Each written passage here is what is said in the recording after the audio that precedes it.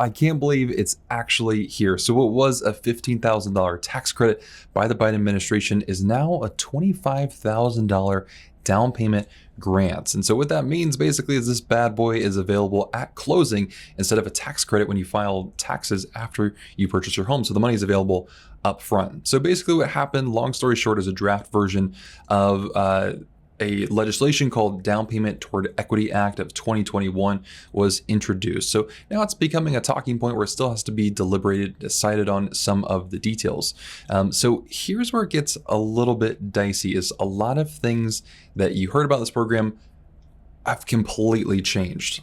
Like, it's entirely different than what we thought it was going to be. So here's some basic requirements that we know so far, and this still has to be hashed out a little bit more through Congress. So it's only for first-time buyers. So the legal definition of a first-time buyer is someone who hasn't had title to a home in the past 3 years.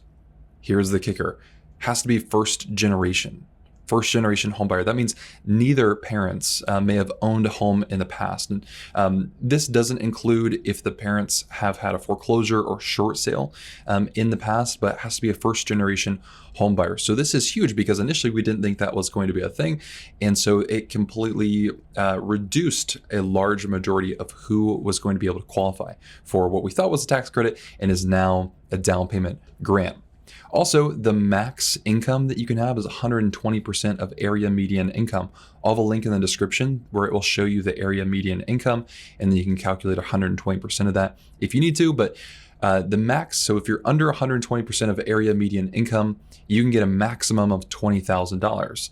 And then what they also said is any groups that have been subjected to racial or ethnic prejudice could receive an additional $5,000 towards down payment or closing costs, whatever they want to use that money for.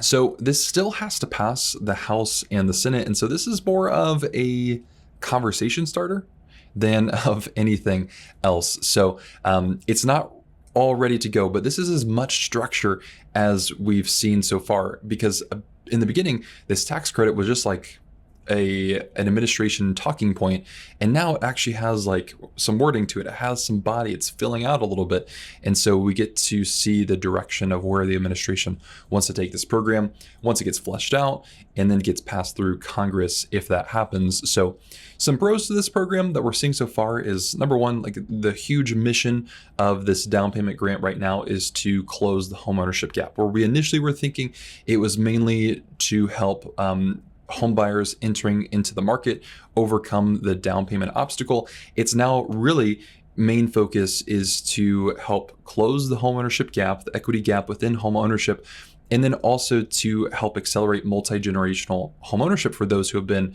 economically disadvantaged or socially disadvantaged currently. And so this is where a lot of the wealth building portion of real estate comes from, is multi-generational home ownership. And a lot of people have been missing out on that for generations. So this program is attempting to close the gap there. So some negatives here is that it could raise home prices if we see more people coming into the market. It could increase the competition with the already low demand that we're having. Home prices would only rise. And then another negative to this is income is going to be means tested. And so it's going to be difficult to say how many people will actually qualify for this program, especially for the full 25,000.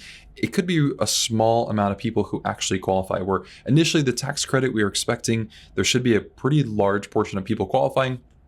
It looks like this program is going to narrow that down quite a bit. So it'll be interesting to see how many people can qualify. But for those who do qualify for the program, if it does actually get passed through Congress and signed off, would be a really helpful program for a large amount of people in there. So if you want updates as we hear them come out on this program, go ahead and subscribe, and I'll keep you updated as I hear anything new.